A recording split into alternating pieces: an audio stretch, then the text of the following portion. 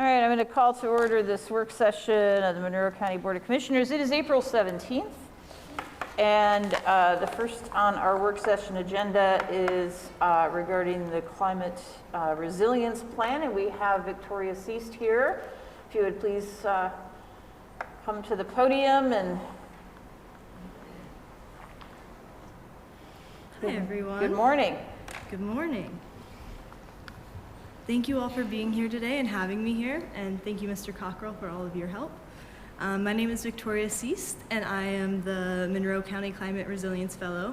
I've been here before, giving you guys a little rundown over the Climate Resilience Plan, and today I've got a little draft of a proclamation for Earth Day to kind of highlight the work that we've done for the Climate Resilience Plan and just what climate resiliency means for Monroe County. So in front of you, or Angie, do you have the proclamations? Would you, or should I pass them? Yes, thank you. Absolutely.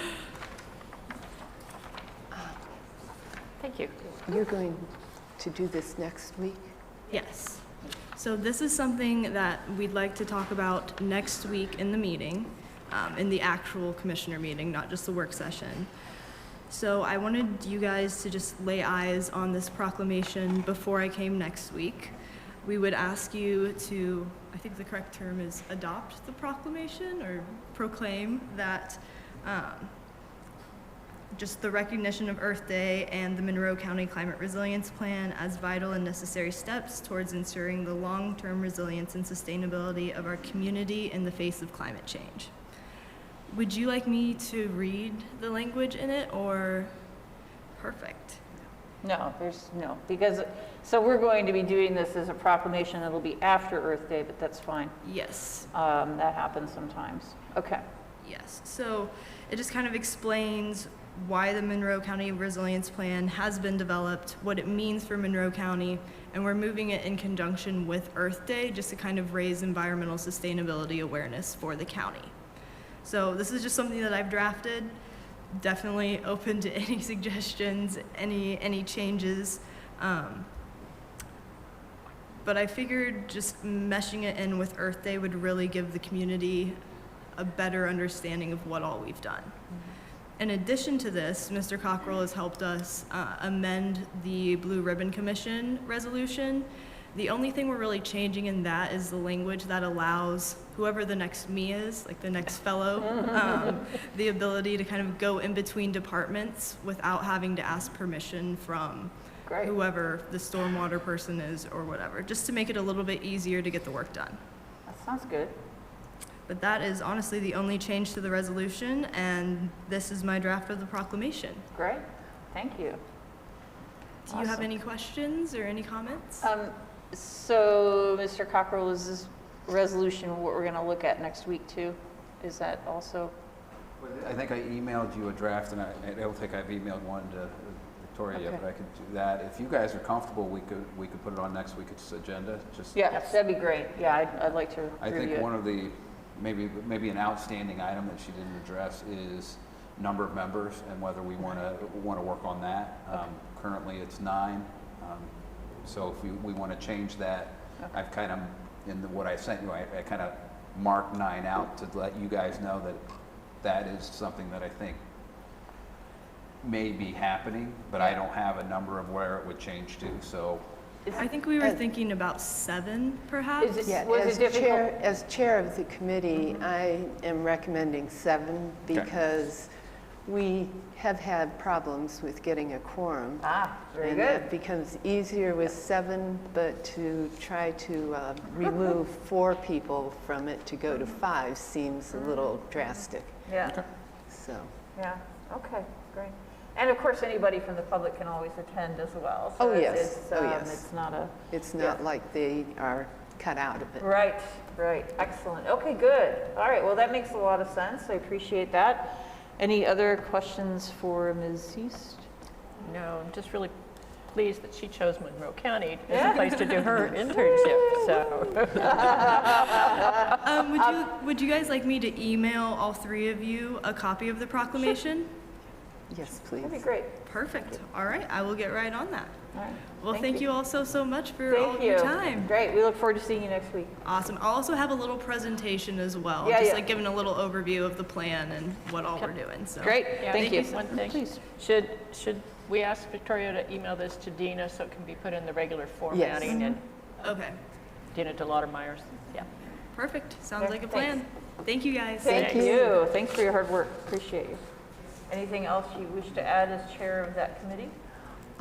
Just that the work that's been done is pretty exciting. To have actually got to the point where we have a draft plan is definitely an accomplishment, and I look forward to the time when we will get to actually approve the plan. Yeah, be great. And then implement it.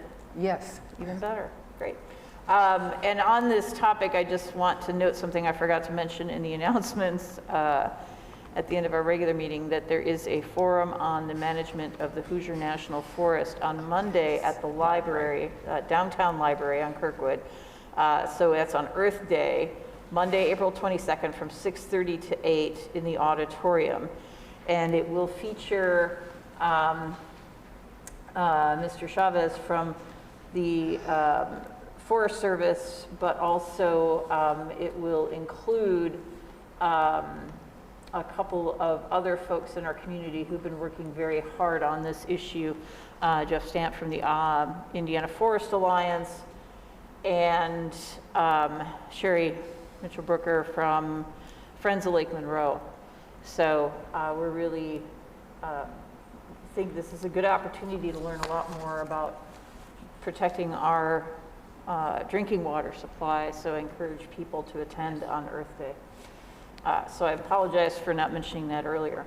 Okay, so next on our agenda, Ms. Turner-King, did you want to go next? You're here? Oh, Richard's here. Okay. It's okay. Knock it over, sorry. That was uncoordinated. Good morning. Hello. Did you bring varnish to repair the damage you do or something? Yes, sorry. Hope Greg didn't see that with my computer. He's going to come talk to you about it. Okay. So the item that I'm presenting to you today is, I presented last week at the work session, or we at least had a discussion about it last week at the work session. It's amendments to Chapter 287 of the Monroe County Code. I've drafted Ordinance 2024-18. Last week, I presented proposed amendments to incorporate the absentee counters and couriers into that code section because they were not already included in that code section, and for those two types of election workers, it's the commissioner's responsibility to set the per diem. At the last work session, the election supervisor also conveyed the clerk's intent or desire to increase the election worker pay for inspector, judges, sheriffs, and clerks. At that time, it was requested to have some input from the election board.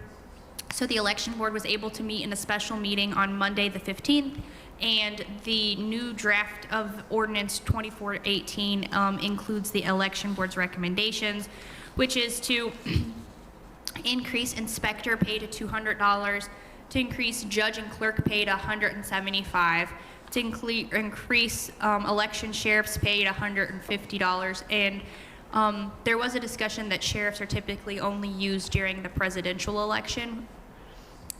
They would also like to increase the sheriffs and poll workers training pay to not to exceed $30. The reason they're not adjusting the inspector and judge and clerk pay is because the amount that they would like to pay is already within the current range, so there's no need to adjust. And then it would add Section D, which accounts for the absentee workers, and that pay would be established at couriers would make $150 plus mileage, and counters would make $175. There's not a training per diem for absentee counters or couriers because, as discussed at the election board, they don't do like a day before training. They come the day of and they're kind of given direction then. So there wasn't a need to pay them outside of election day.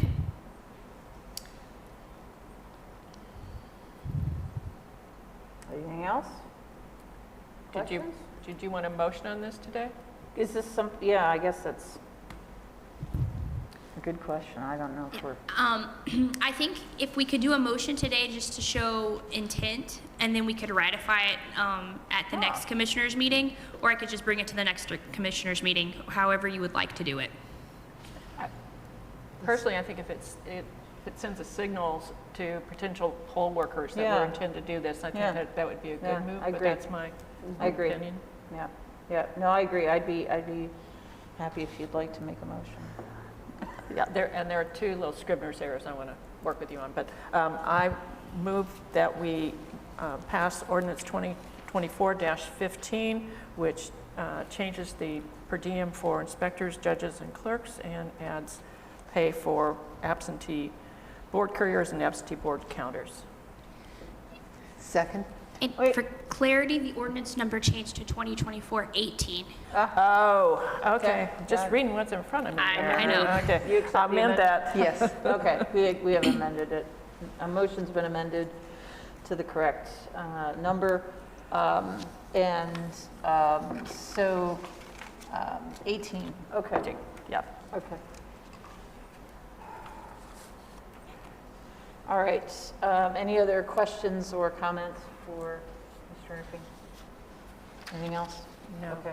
I Is there any public comment on this item? You can raise your hand on Teams or come to the podium and Nat U Hill.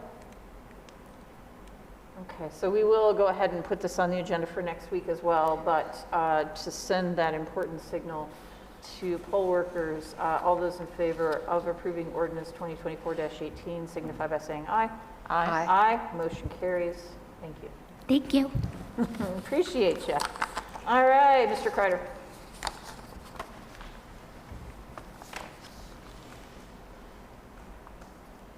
Hello, Commissioners. Richard Kreider, Facilities and Fleet. I have a pair of ARPA-funded projects I'm going to talk to you about this morning for the Monroe County Convention Center. We received bids for some HVAC upgrades and a freight elevator modernization. The HVAC upgrades, it's we received two bids, one from HFI and one from Heflin. We opted to go with also the alternates. So the Facilities and Fleet Department recommend that the Board of Commissioners accept the bid proposal submitted by HFI to replace the cooling tower, circulation pumps, system controls, plus installation of a new HVAC split system in the elevator mechanical room, and select alternate 1, controls upgrade, and alternate 2, a temporary cooling system to be installed at the facility for a grand total of $505,339. The second bid that came in was Heflin, and with alternates was $517,500. Do we need to vote on? I think I would just put both recommendations in there. Okay. And I say this because we have another project, right? There's the elevator project and then there's this. I think the elevator project came in under budget, which I think explains why we chose to include the alternative Alternatives. for the cooling. Okay. Because between the two, I think we had budgeted $800,000. Yeah. And so So in other words, we should have one motion after he presents the information on the elevator. Yes, to We should award just the- have one motion to award to each company. Yes. Okay, thank you. And I forgot to mention fund number 8950, that's ARPA. The second project was the freight elevator. As a recommendation of the Facilities and Fleet Department that the Board of Commissioners accept the bid proposal submitted by American Elevator, Inc. to modernize the freight elevator and elevator room equipment at the Monroe County Convention Center in the amount of $147,500. The second bid that came in was Otis Elevator at $237,859. Wow. You said the company's name is American Elevator American Elevator, Inc. Inc. Okay. Got it. Yep. All right, first, well, go ahead and make a motion if you don't mind. Oh, okay, I move that we approve the two contracts, one with HFI for the HVAC upgrade at the convention center for an amount of $5,339, and the second with American Elevator Inc. for the freight elevator upgrade for $147,500. And this, fund name, is that ARPA? Yes. Purdy? Yeah, And that's the ARPA. fund number is 8590. Sorry to do those. 8950. 8950. Yeah, yeah, I've got yeah. it written down, yeah. No, you're good. And, You're good. and I would just ask for a correction there because we're not really approving any contracts today. We're just awarding the bids. And so the Awarding the contracts will bids. come to you in a week or two. Got it. Okay. Okay, I wish to amend my motion that we are awarding these bids. Second. And that motion's been seconded. Thank you. Thank you for the clarification. All right, comments, questions? Commissioner Jones? No, I don't. Commissioner Gittens? No? Okay. I don't either. Thank you for working on this. Let's see if there's any public comments. Raise your hand on Teams. No. Okay. All right. Seeing none, all those in favor of awarding the bids to HFI and American Elevator Inc. Signify by saying aye. Aye. Motion carries 3-0. Thank you.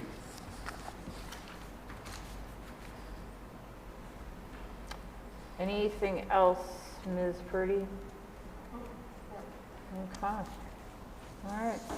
Okay, good. So with that, our next regular meeting is April 24th, right here in the Nat U Hill Room at 10 o'clock, but at 9:30, we are doing a finance board meeting, correct? 9:30? Correct. On April 24th, and I'm sure somebody will get that on our calendars. All right, so with that, we are adjourned. Thanks, everyone.